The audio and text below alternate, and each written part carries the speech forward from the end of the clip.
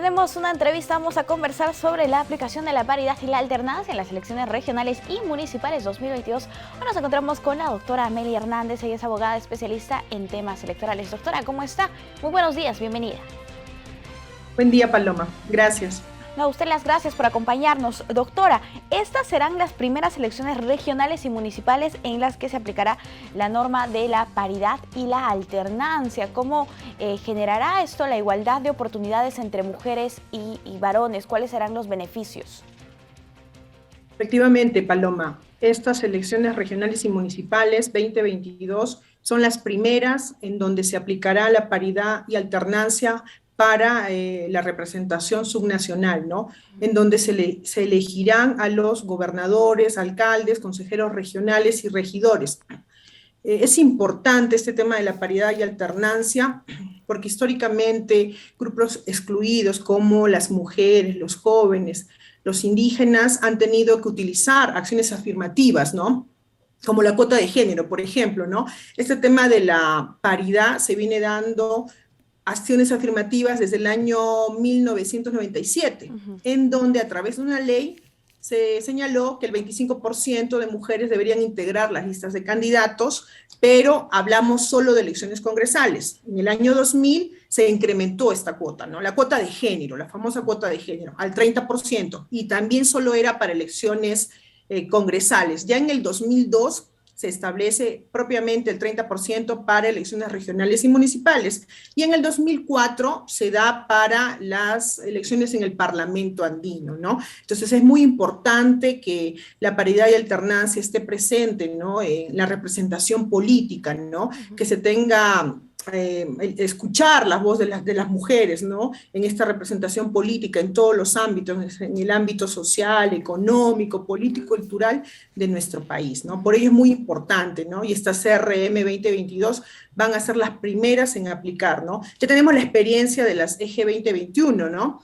Que históricamente tenemos datos en donde nos dice que este último congreso ha sido representado por el 37.7% de mujeres, es decir, 49 congresistas, ¿no? Pero igual no hemos llegado a la paridad y alternancia, ¿no? Esta CRM 2022 seguramente va a incrementar, pero no sabemos cuánto, estamos a la expectativa, por eso creo que es una elección muy rica en experiencia y aprendizaje para el tema de paridad y alternancia.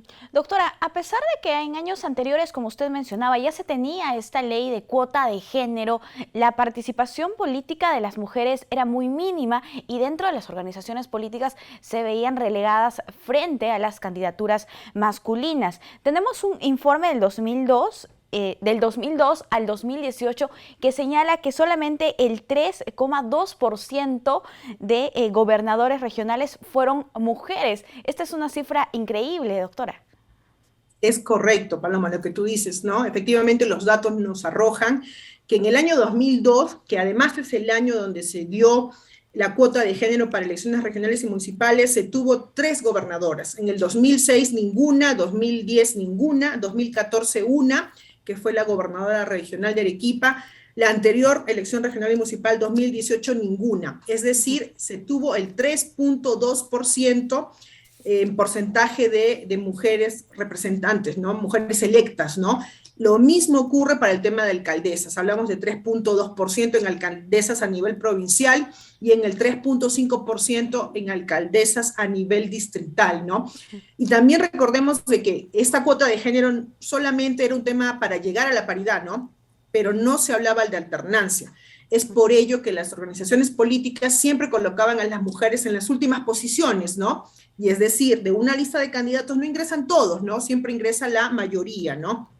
Y quienes se quedaban siempre sin ocupar un cargo eran las mujeres, ¿no? Por eso es muy importante que la paridad y alternancia esté presente ahora en estas elecciones regionales y municipales. Perfecto, ahora sí, doctora, en todo caso vamos a explicar cómo se aplicará esta paridad y alternancia. En un primer momento explíquenos en el caso de las elecciones regionales, a qué autoridades vamos a elegir y cómo se debe aplicar la paridad y la alternancia.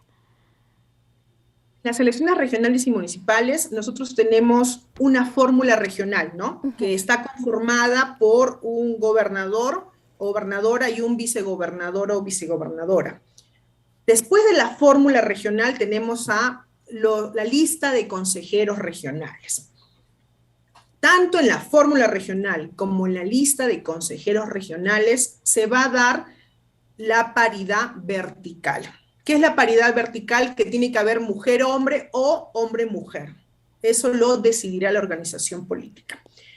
Se tiene que dar en la fórmula regional y también en la lista de consejeros regionales. Recordemos que esta lista de consejeros regionales está conformada por candidatos titulares y candidatos accesitarios, ¿no? Y además, para estas RM 2022, se aplica los accesitarios para eventual reemplazo, ¿no?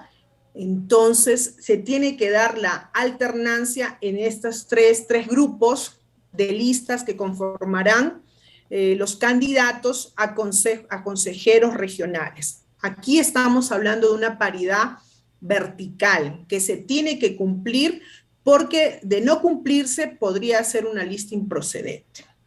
Pero lo novedoso de estas elecciones regionales y municipales es la paridad horizontal, ¿no? ¿En qué consiste esta paridad horizontal? La paridad horizontal es aquella paridad que se da en las cabezas de listas. Es decir, para estas elecciones nosotros vamos a tener candidatas a gobernadoras regionales en 50% como mínimo y en 50% gobernadoras regionales, candidatos, ¿no? Se tiene que dar en las cabezas de las listas. Lo que tú mencionabas, el porcentaje de 3.2% era mínimo, ¿no? Pero si nos vamos al tema de candidatas, era casi igual, no se llegaba ni al 10%. En estas elecciones no va a pasar ello, porque de incumplir esta paridad horizontal, esa lista va a ser declarada improcedente. Perfecto. Doctora, para que nos explique además cómo funciona en el caso de las elecciones municipales, provinciales y distritales. En las elecciones municipales, provinciales y distritales, nosotros elegimos a solo una cabeza de lista, un alcalde o alcaldesa. Ahí no tenemos un gobernador y un vicegobernador, solamente es una cabeza de lista, ¿no? Una sola persona, un solo candidato. Entonces, no se aplica la paridad horizontal en las elecciones municipales. Lo que sí se aplica son la paridad vertical. Es decir, la lista de candidatos a regidores y también los candidatos accesitarios para eventual reemplazo en una lista de regidores tiene que cumplir con la paridad vertical. Un hombre, una mujer o una mujer, un hombre, una mujer, un hombre, ¿no? Eso tendrá que ser decidido por las organizaciones políticas, que en estos momentos están en un proceso, ¿no? Porque ya están pronto a elegir sus candidatos en las elecciones internas que se realizarán en el mes de mayo. Doctora, en este caso de las elecciones municipales, ya sea provincial o distrital, si el alcalde es, si el candidato a alcalde es varón, ¿el primer regidor tendría que ser mujer? No. Solamente se aplica la paridad en la lista, nada más. Es decir, buen ejemplo, ¿no? El candidato hombre, el primer regidor puede ser hombre también o mujer, pero a partir de ser hombre o mujer tiene que continuar con esa alternancia. No afecta, ¿no? Únicamente entonces, la lista, en todo caso, de regidores. Solamente la lista. No nos sorprenderemos si es que vemos puros candidatos al cargo de alcalde, ¿no? Puede pasar, porque la norma no habla de una paridad horizontal en estas elecciones municipales, ¿no? Caso distinto que sí se dará en unas elecciones regionales. Bien, vamos a ver, doctora, qué es lo que pasa. Ahora, ¿cómo se velará por el cumplimiento de este principio de paridad y alternancia? ¿Qué es lo que hará el Jurado Nacional de Elecciones, los organismos del sistema electoral? No, el cumplimiento de estos requisitos de paridad y alternancia está en las propias organizaciones políticas, ¿no?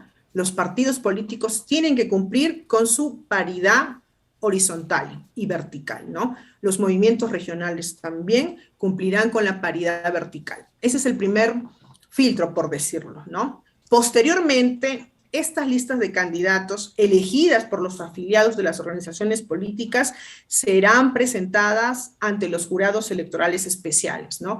Quienes verificarán que se dé el cumplimiento de este requisito de paridad y alternancia, ¿no? Bien, doctora, perfecto. Y también se implementará el sistema Declara. ¿Este también colaborará a las organizaciones políticas para que puedan presentar bien sus listas de candidatos?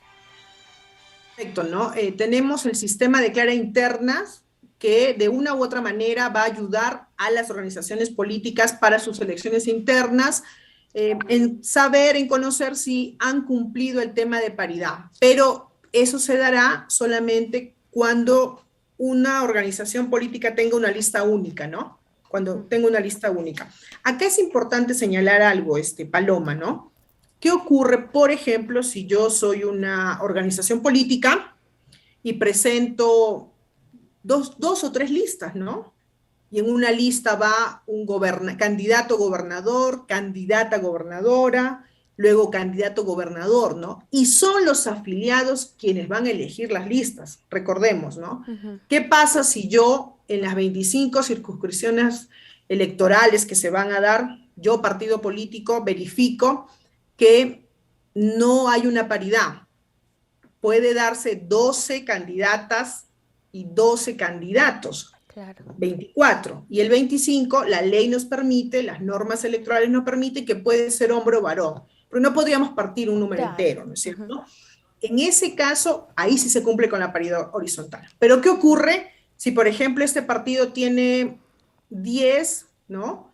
Tiene 10 de varones y 15 de mujeres, o al revés, 15 varones y de 10 mujeres, no se da la paridad. Entonces, el reglamento ha previsto que en caso de ocurrir ello, la lista en donde la cabeza sea un hombre, por ejemplo, puede invertirse, ¿es cierto? José pasa a ser vicegobernador y María gobernadora. ¿Con qué finalidad? Con equiparar las listas. Perfecto. Y yo ya puedo tener la misma cantidad de candidatos a gobernador y gobernadora. Muy bien, listo. Doctora, muchísimas gracias por acompañarnos. Ha sido un gusto conversar con usted. Loma. Cuídese, hasta una próxima oportunidad, amigos. Nosotros hacemos una pausa. Volvemos.